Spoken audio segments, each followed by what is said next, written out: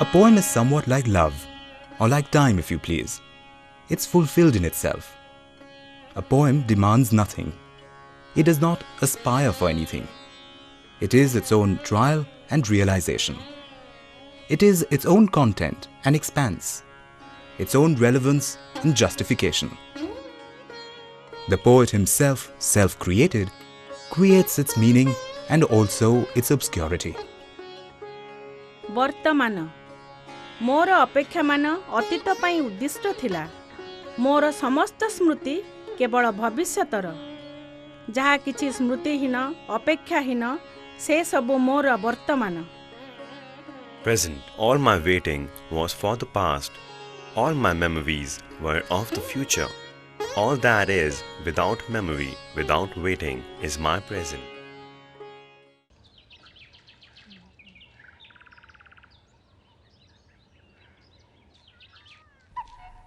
This quiet, searching and wandering look carries within it a wealth of imagination, which creates a new dimension to his observation of life.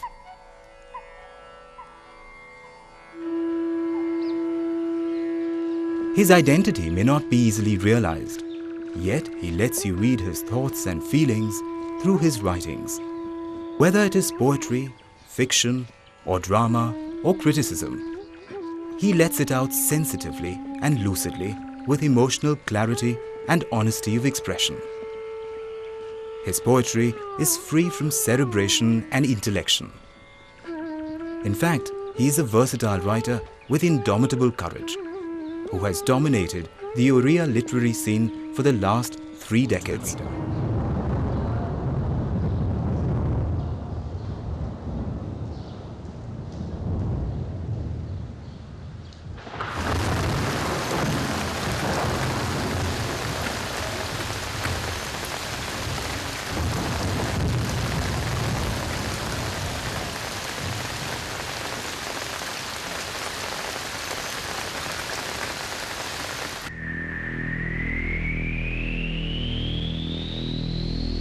Nature has its own mood. Sometimes it rains to one's delight, at other times it adds to human predicament.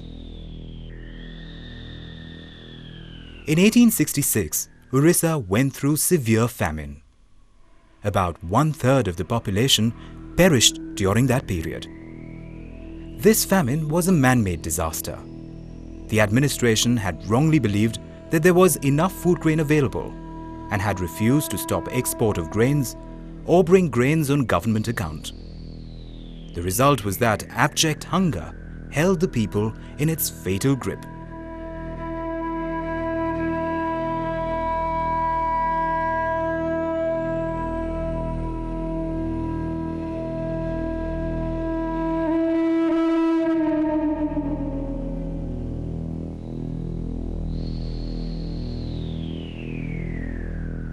This is the book that talks about that hunger and projects the vivid moments of that period. With her superb communicative skill, the writer has presented the facts with such authentic description that it makes the reader himself feel the pangs of hunger. The second half of the 19th century had been a very poignant and crucial period in the history of Orissa. While famine took a heavy toll of human life, the affairs of the state also fared no better.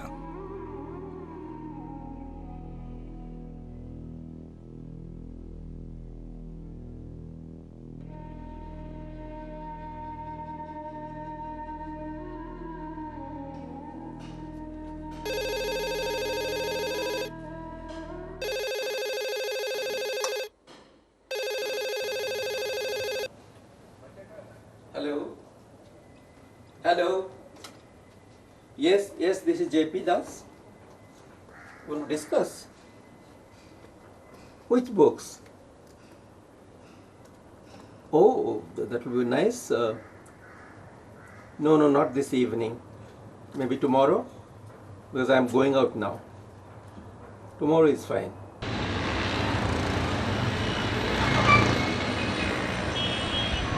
He believes that to understand a writer's work, it is not necessary to know about his life. Once Tagore had mentioned, that one does not find the poet in his life story. He had made this comment while reviewing a biography of Tennyson, and had concluded by saying that what the poet had gifted to the people was his poetry, not his life. J.P. Das says that his life could be written on the head of a pin. J.P. Das was born in an Orissa village in 1936. He grew up and did his study in school and college in the small town of Cuttack. He went to Allahabad for his post-graduation. After his master's there, he served as a lecturer in the Allahabad University for a year. He then joined the Indian Administrative Service and did various odd jobs in Orissa and Delhi. After 20 years of service, he took 2 years off to research a book on Orissan painting. During this research period, he started reflecting on his life and felt a vacuum. Then he decided to quit. He left the IAS when he was 47 and has always felt that he could have done it earlier. Well, I have been writing for more than 50 years now. I published my first poem, I think, when I was in school. Since then, I have written poetry, and then I switched over to writing plays. I have done short stories, and I have done a historical novel. In between, I did some research on art history and published books on that also. But now that I am writing less and less, I think I am going to write about only things that I feel very strongly about. According to him, he stopped writing when he joined service because its responsibilities overwhelmed him. But he resumed writing after a gap of nearly 15 years. His first collection of poems, Pratham Purush, came out in 1971. It was published not by a regular publisher, but a friend who never published a second book. Yes, Pratham Purusha was my first publication and perhaps the last one. I knew JP and his wife Mitra very well. We used to spend many evenings here reading his poems. Then in 1971, I suggested, why not we publish it as the first collection of your poems. He was excited, naturally. Then we thought who should design the cover, and we thought Satyajit Ray would be the person who should design the cover. Yes, the eminent filmmaker Satyajit Ray. So we approached him through a personal friend of ours, and he said, I would like to have the translation of all the poems into English and Bengali, and after I go through that, only then I would think of doing the cover design. So we had to do it, and then he went through it, and then he said, all right, I will do the sketch first, and then tell me who will be the printer. I said, anyone you would like. He said it should be the Radiant Press in Calcutta, and Radiant Press Calcutta only.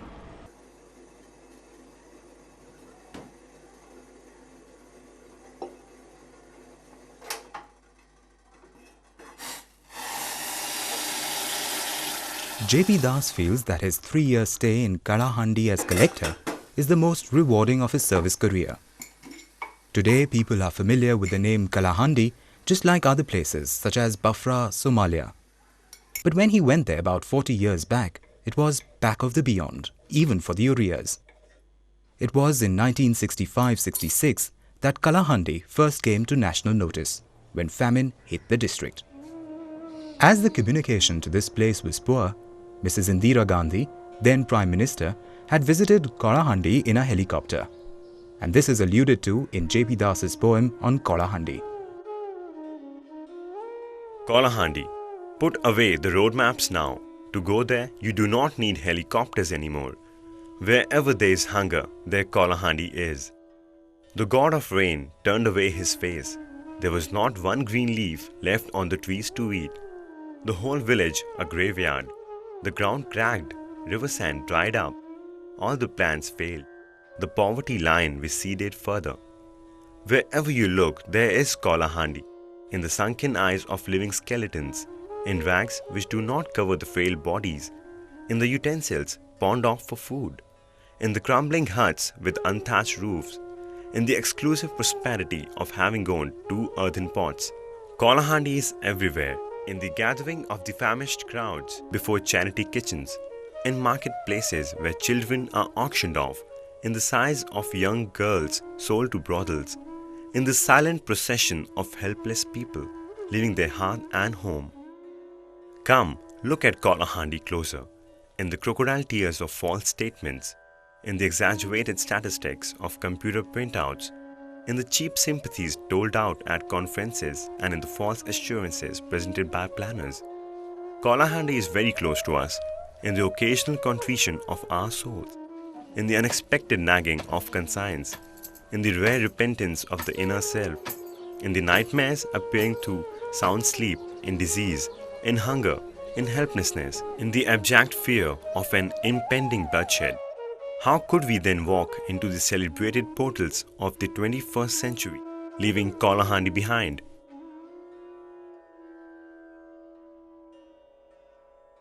Some complain about the incomprehensibility of modern poetry. They must know that the poem is like a picnic. The poet brings the words, the reader brings the sense. The reader not only construes, he also constructs. So if a reader fails to make sense of a poem, he has only himself to blame. The temple, like a meditating monk in his ritual posture, the temple sits solemnly under time's omniscient canopy. The priest is engaged in playful banter with the major icons. The listless seedling gapes from the gargoyle's shoulder. The chorus of prayers, like a lonesome child who has lost its way, roams about the temple yard. From the steps to the pavilion, from the courtyard to the altar, the tired echoes of the mantra caress the keepers of the 10 directions and return to rest in the indifferent recesses of the iconless walls. Incense smoke finds no escape, prayers get trapped in the walls. Flowers of worship fail to brighten up the time-worn temple floor. Offerings wander about from one corner to the other, looking for the forlorn soul. Prayers come back to get lost in the innermost mind. Beyond knowledge and belief, the evening lamp keeps flickering like a desolate wish. In the sanctum sanctorum, the God stays contented all by its holy self, in the harsh authenticity of its own iconography.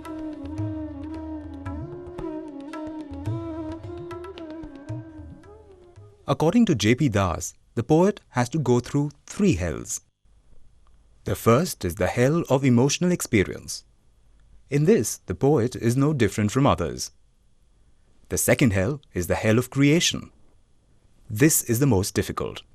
For him, anything that is not writing a poem is easy, like filling up the income tax return or doing a crossword puzzle. The third hell is the cruelest and severest of all. It is the hell of assessment, evaluation, and criticism, where the critics take great pleasure in tearing poems to pieces.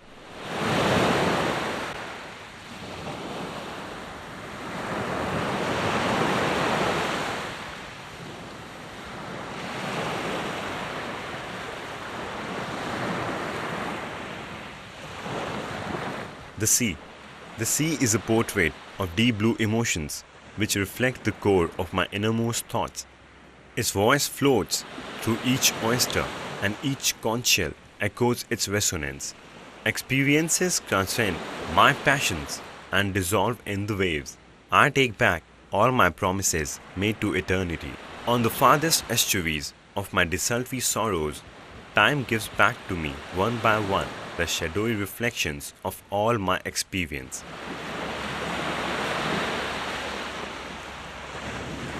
Right, the gods took their stands facing each other, with their armies in tow on the innocent street. Intolerance became a weapon, anger fortified the hands, hatred prodded on the legs, fundamentalism obliterated the simple logic of conscience. And then a reign of beastly terror, sacrament of blood, offering of slain heads, incense of burning houses, and the congregational prayer of painful shrieks. When curfew was clamped, gods went back their way to the ordained heavens, Ambulances carried away to the hospital the wounded and the dying. Police vans took the corpses to the city morgues. Wails and siren sounds got lost in the smell of burning houses and gunpowder. No one noticed the corpse lying in the drain.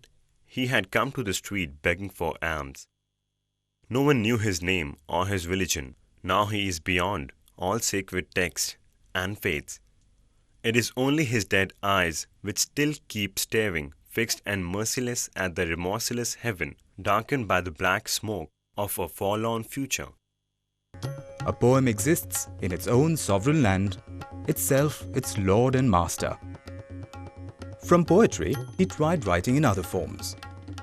He wrote the first full-length play in 1972. It was titled Before the Sunset. I wrote some one-act plays in the 1960s, but I wrote my first full-length play in 1972. It was done in a Bangla version in Calcutta in 1973, and its Hindi translation was staged in Delhi in 1976. Ram Gopal Bajaj was the director of the play. I did Jagannath Prasad Das's play Suryastak, known as Before the Sunset, originally an Odia play. I had got the script from Mr. Das from All India Radio sometime in 1974, and then it was planned from Dishantar Theatre Group of that time I was associated with, and it was in 75 at IFX Theatre we did the play with Om Puri in the central role, and then Sudesh Sayal, Ved Sinha, and I was it. The play deals with a young person about to turn 40, having the relationship and not made very big in his professional field. And that was the time people were also under the impact of angry theatre and absurd theatre. And all told, the play was entertaining, experimental and absurdist. J.P. Das has so far written 11 collections of poetry. Out of these, 8 have been published in Hindi translation and 7 in English translation. I first met JP in 1995 when I first came to Bhubaneswar. He was particularly helpful in organizing meetings with writers, with giving me suggestions as to the sort of work that I should be doing there. This evolved over the years into actually collaborating with him on the translation of his own works, notably on the translation of a play, a collection of short stories, and of 2 collections of poetry, one Love Lines and the second In Dark Times, which is to appear next year. This collaboration with him has been a very welcome experience for me. His poetry is one which connects both the personal to the political, the voice of an individual speaking about events which are both historical and present. This particular tonality, individuality of his voice is one which I think touches the reader of his poetry, makes a connection to these readers.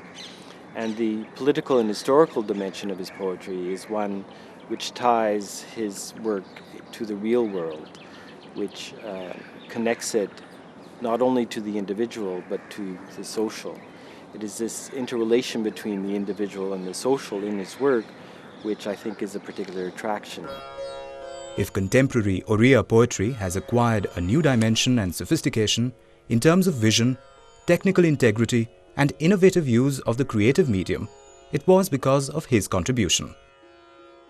An unusual blending of the sense of beauty and the sense of joy in living and loving makes his poetry pulsate with vibrance.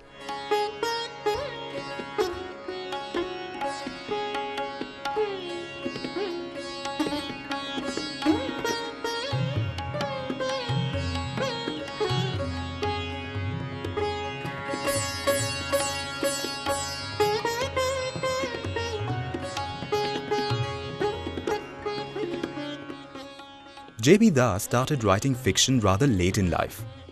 He wrote his first story, titled Shabdabhed, in 1980. It was about a poet and poetry. Since then, he has written a number of short stories.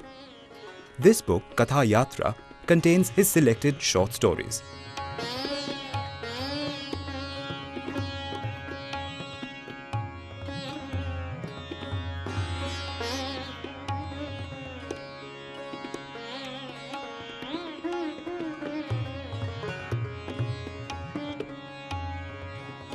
Your short story, The Problem, has a very interesting plot. How did you conceive it? This is about a person who has a problem and he goes to an ashram. And when one writes a short story, many of one's own experiences get woven into the short story. So far as this story is concerned, I think I took the idea of an ashram, of my own experience of having lived in Maharishi Mahesh Yogi's ashram for a couple of weeks, and that perhaps gave me the idea of doing a story about a person with a problem and his going to the Guru.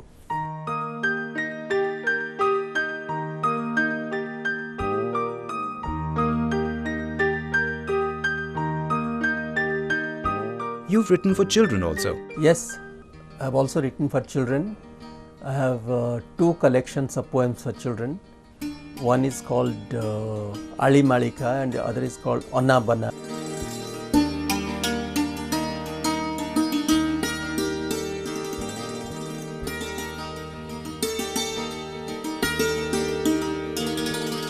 I have written some nonsense verses also. They have been collected in a volume called Alukuchi Malukuchi. In Odia, all the three words mean odds and ends. The frog keeps croaking, it gets hoarser. The elephant takes a spin in his roadster. The owl's uncle and the monkey's niece are verily the villains of the piece. The creatures learning Hindi kicked up quite a shindy. From amidst all the brouhaha, the jackal asked, "Kya hua?" Joining the abysmal howl, "Ha ha, who?" said the owl. Not to be left out at that, "Main aun," said the cat. I've also done some translations of Odia women poets with Arlene Jaid. I have translated a collection of poems by Catherine Clement from French into English with her, and my last translation was Gulshar's poems from Urdu into English.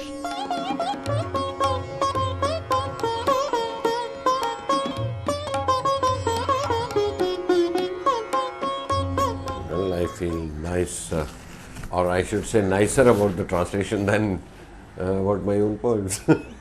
His translations that have given, just say my poems have been varnished by his translation. They have given a shine to it. He is very boyish in his poise, in his attitude, in his approach, even in his poems and his writings.